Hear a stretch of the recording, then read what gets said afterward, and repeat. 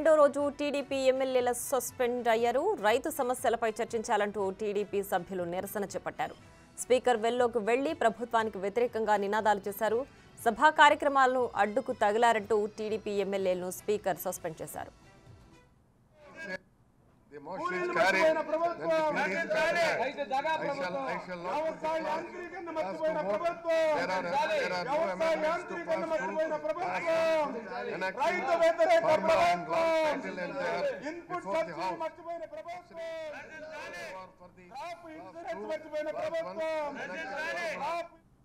అప్పుల్లో ఈవేళ ఒక్కొక్క రైతు కుటుంబం మీద కూడా ఆంధ్రప్రదేశ్ రాష్ట్రంలో 2,45,000 రూపాయలు ఒక్క రైతు కుటుంబం మీద ఈరోజు ఏపీలో అప్పు ఉన్నటువంటి పరిస్థితి దుస్థితి. ఇది దేశంలోనే అగ్రస్థానంలో అప్పుల్లో ఉన్నటువంటి పరిస్థితి. ఇంకెంత అన్యాయం అనంటే ఆ రోజు తెలుగుదేశం ప్రభుత్వం మరి ఉచిత విద్యుత్తును రైతాంగానికి అందజేస్తే ఈవేళ ఆ మోటార్లకి మీటర్లు బిగించి ఉచిత విద్యుత్తుకు ఉరితాడు బిగించేటువంటి విధానం ఏదైతే ఈ యొక్క వైసీపీ పాలన ఇస్తూ ఉందో దాన్ని కూడా ఈరోజు చర్చకి తీసుకురావాలనేటువంటిది అనుకున్నాం.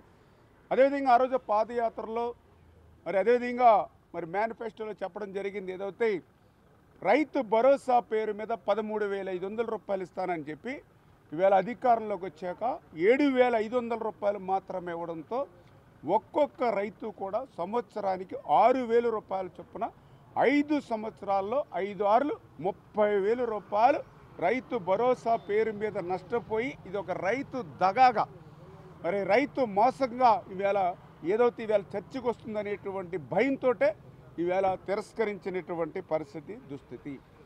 ఇంకా ఎంత అన్యాయం అనంటే ధాన్యం కొనుగోళ్ళు మరి ఏదైతే ఆంధ్రప్రదేశ్ రాష్ట్రం అంటే గతంలో ఒక అన్నపూర్ణ, అటువంటి అన్నపూర్ణ అయినటువంటి ఆంధ్రప్రదేశ్ రాష్ట్రం మన పొరుగునున్నటువంటి తెలంగాణ రాష్ట్రం ధాన్యం కొనుగోళ్లలో సగం కూడా ఈ రాష్ట్రం చేయలేకపోయింది అని అంటే ధాన్యం కొనుగోళ్లు చేయలేనిటువంటి అసమర్థ ప్రభుత్వంగా.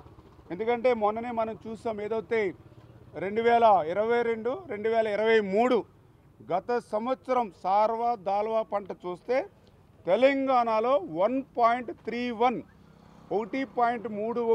కోట్ల మెట్రిక్ టన్నుల ధాన్యాన్ని అక్కడ కొనుగోలు చేస్తే తెలంగాణలో, అదే ఆంధ్రప్రదేశ్ రాష్ట్రంలో అన్నపూర్ణ అని పిలిచేటువంటి మన ఆంధ్రప్రదేశ్ రాష్ట్రంలో తెలంగాణలో కొనుగోలు చేసినటువంటి ధాన్యంలో సగం ధాన్యం కూడా అంటే 49.54 లక్షల మెట్రిక్ టన్నులు మాత్రమే వీళ్ళు కొనుగోలు చేయగలిగారని అంటే ధాన్యం కొనుగోలు కూడా చేయలేనిటువంటి అసమర్థ ప్రభుత్వం ఈవేళ చర్చకు వెనకాడింది. ఎందుకంటే మేము కూడా చూస్తూ ఉన్నాం క్షేత్ర స్థాయిలో. ఎందుకంటే అందులో కూడా మా గోదావరి జిల్లాల్లో మీ అందరికీ తెలుసు మరి ధాన్యాగారం జిల్లాలు మావి. అటువంటి జిల్లాల్లో కూడా మనం చూసాం 75 కేజీల బస్తా రైతు చరిత్రలో ధాన్యం బస్తా అంటే 75 కేజీలు. కానీ వైఎస్ఆర్సీపీ పార్టీ అధికారంలోకి వచ్చాక ఆ 75 కేజీలకి అదనంగా 10 కేజీలు తూచి ఇస్తేనే ధాన్యం దింపుకుంటున్నటువంటి పరిస్థితి.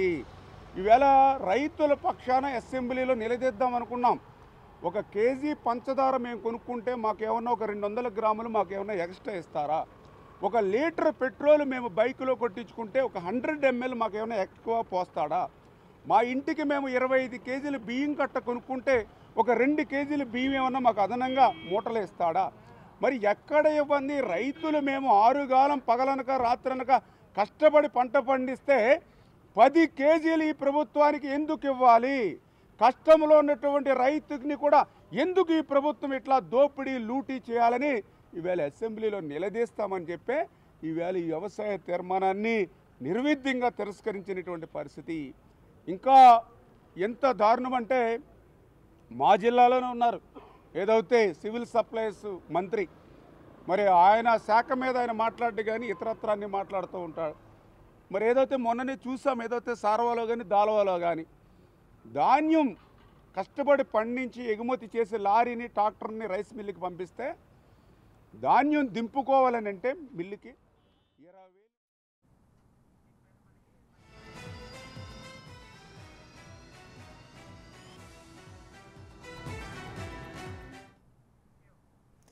రైట్, ఇక రెండో రోజు టీడీపీ ఎమ్మెల్యేలు రైతుల సమస్యలపై ఆందోళన చేసి సస్పెన్షన్ గురయ్యారు. దీనికి సంబంధించి మరింత సమాచారం మా ప్రతినిధి మల్లికార్జున్ లైవ్ లో అందించడానికి సిద్ధంగా ఉన్నారు.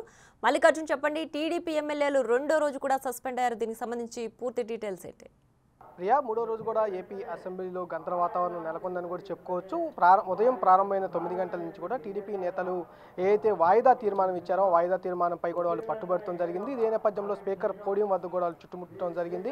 ఏదైతే రైతులకు సంబంధించి ఈ ప్రభుత్వంలో 5 సంవత్సరాల పాటు రైతాంగాన్ని పట్టించుకోలేదు, ఆ క్రాప్ హాలిడేట్ ఇవ్వాల్సిన పరిస్థితి కూడా ఏర్పడింది, రైతాంగ సమస్యలపై చర్చించాలి అంటూ కూడా వాళ్ళు ప్రధానంగా నినాదాలు చేశారు. ఈ సందర్భంలోనే బుగ్గన రాజేంద్రనాథ్ రెడ్డి ఒక బిల్లును ప్రవేశపెట్టారు. ఆ బిల్లు సమయంలో కూడా వీళ్ళు గొడవ చేస్తూనే ఉన్నారంటూ కూడా స్పీకర్ కొంత ఆగ్రహం వ్యక్తం చేయడం జరిగింది. టీడీపీ నేతలందరినీ కూడా ఈ రోజు పాటు బడ్జెట్ సెషన్స్లో కూడా ఆయన్ని సస్పెండ్ చేస్తున్నట్టు కూడా ఆయన చదవడం జరిగింది. దీని తర్వాత ఈ స్పీకర్ నిర్ణయంపై కూడా వీళ్ళు వ్యతిరేకిస్తూ కూడా స్పీకర్ సంబంధించిన ఛాంబర్ వద్దకు వెళ్ళి నినాదాలు కూడా చేయడం జరిగింది. ప్రధానంగా ఏదైతే వాయిదా తీర్మానం ఇచ్చారో రైతులకు సంబంధించిన ఏదైతే సమస్యలు ఉన్నాయో ఆ సమస్యలపై ప్రధానంగా చర్చించాలి.